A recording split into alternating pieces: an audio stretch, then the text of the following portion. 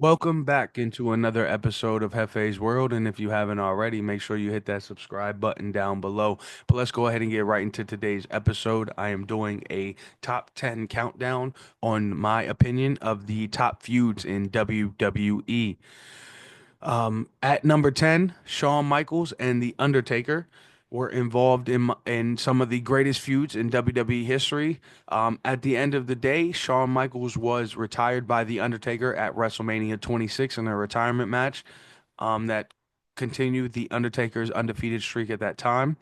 But these guys were also involved in a Bad Blood pay-per-view in '97 that absolutely catapulted some of the most history that WWE has. I won't completely get into it, but I will get into it later about what happened there. But Shawn Michaels and The Undertaker, I have at number 10 on my list.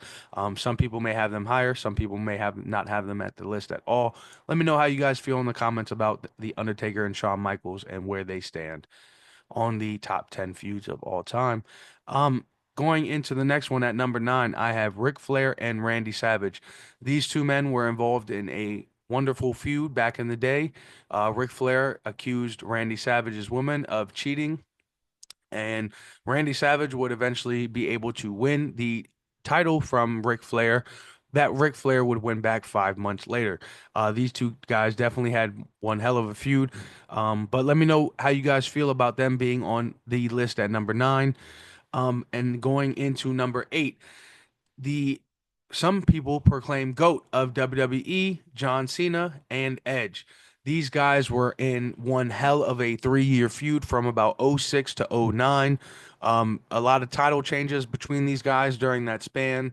There was a live sex celebration as well from Edge and Lita. Um, but these guys definitely kept the WWE universe tuned into Monday Night Raw each and every week. Um, Without these guys, I'm not sure what direction WWE would have been in, but these guys definitely transcended the company in their own direction. So these guys definitely shout out to them for everything they did. And I have them at number 8. Let me know how you guys feel about that one as well. At number 7, and here I am to get into what I was talking about at number 10, The Undertaker and Kane, Brothers of Destruction. These two guys had one hell of a feud. Things kicked off back in the day in the '90s, where Mick Foley and Paul Bearer were also involved. There was some fire spitting involved as well. But at Bad Blood pay-per-view in 1997, Shawn Michaels and The Undertaker were facing each other in a Hell in the Cell match that would introduce The Undertaker's half brother Kane, who was apparently burned in a fire that came out with a mask on. That would catapult a lot of history in WWE, and these two men would terrorize WWE for years to come. I have them listed at number 7. Some people may not agree with that. Let me know how you guys feel in the comments and where you guys have them ranked on your list. At number 6. Now for 5 and 6, in my opinion, I feel like these two are interchangeable. Some people may not have either one of them on their list. Some people may have them in different places. So let me know how you guys feel about these guys. But for me, number 6, I'm going with the tag team division of the men's side in wrestling with Edge and Christian and the Hardy Boys. Um, these tag teams transcended tag team wrestling for years to come. And let me not forget, I need to include the Dudley Boys in this as well. That TLC match at WrestleMania 17 catapulted the tag team wrestling division, and there were so many tag teams that looked up to those guys that got into WWE from that match. So, without being said, the tag team division in WWE would be nothing, in my opinion, without any one of those three tag teams in wrestling.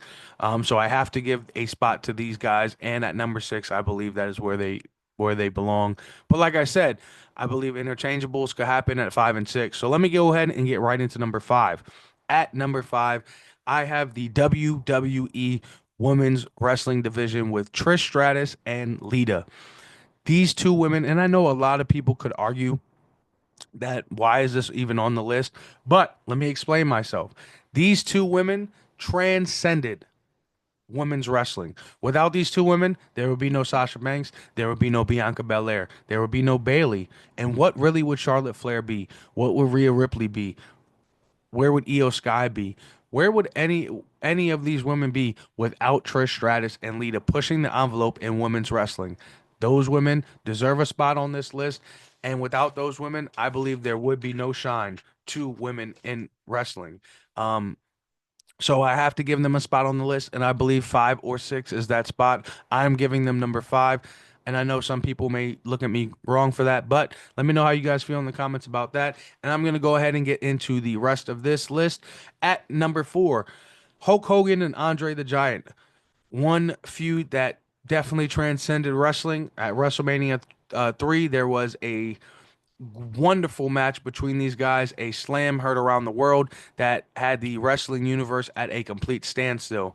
Um, these guys definitely were hell of tag. I'm sorry, one-on-one competitors between each other, and definitely held down WWE during that time.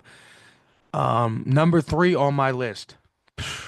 A lot of people may put this one higher. A lot of people, who knows where they put this one, but I know a lot of people love this one. Shawn Michaels and Bret Hart.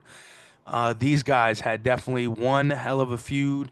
Definitely transcended a lot of different wrestling styles into wrestling.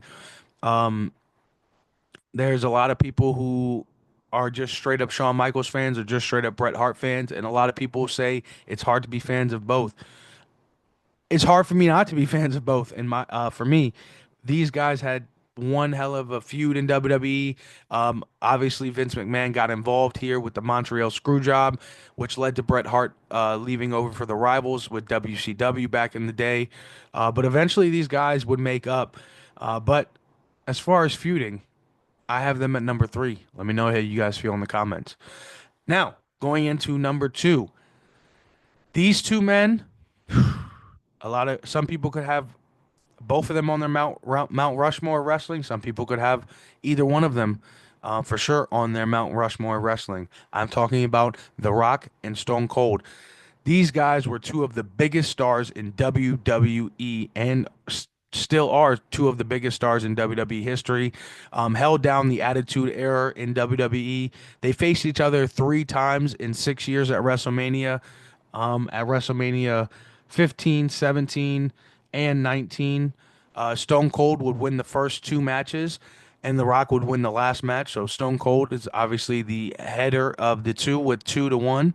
But these guys definitely transcended wrestling. The Rock is obviously still active right now as a part-timer, and Stone Cold is still retired. However, he did come out of retirement a few years ago to face Kevin Owens at Mania. Maybe we will get him again in the future. Hopefully, fingers crossed.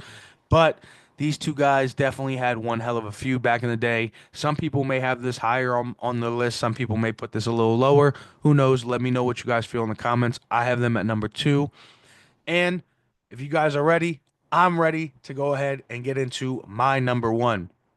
Uh, these two guys, and obviously I'm going to spoil a lot here. One of them's really not a wrestler, but these two guys transcended the Attitude Era, made the Attitude Era what it was, and without these two guys, I'm not sure if wrestling would have been cool as it was for the Attitude Era. I'm talking about the Stone Cold and Vince McMahon feud. And a lot of people's opinions, I'm sure they have this feud at number 1. Some people may have this at number 2 or 3. Who knows where they have this on their list? But for me, this transcended wrestling. This kept people's eyes on wrestling. Without this feud, who knows what would have happened? But Stone Cold was everybody's hero as the guy that defied his boss, did what he wanted, and did not give 2 shits. Stuck his middle finger up, drank beer, and he got to beat up his boss. I mean, how could you not love that? How could you, as a fan, when you watch that, you want that to be what you could do. So, in my opinion, that's got to be number 1 because in everybody's reality of life, that is something that at one point in time they would want to they wanted to do to somebody in a higher power than them. So for me, that is number one on my list. I'm sure a lot of people have this high on their list, but who knows? Let me know how you guys feel in the comments. But that's how I'm wrapping up my top 10 list of the WWE feuds. I can run them down real quick before I get out of here one more time. At number one, Stone Cold, Vince McMahon. Number two, The Rock, Stone Cold. Number three, Shawn Michaels, Bret Hart. Number four, Hulk Hogan and Andre the Giant. Number five, Trish Stratus and Lita. Number six, Edge, Christian, the Hardy Boys, and an honorable mention of the Dudley Boys as well. Number seven, Undertaker Kane. Number eight, John Cena and Edge. Number nine, Ric Flair, Randy Savage. And number 10, to round it out, Shawn Michaels and The Undertaker. That's all I got for y'all today. Make sure y'all hit that follow button and subscribe button down below for more. I'll be back later. Just remember, this is Hefe's World, and you're just living in it.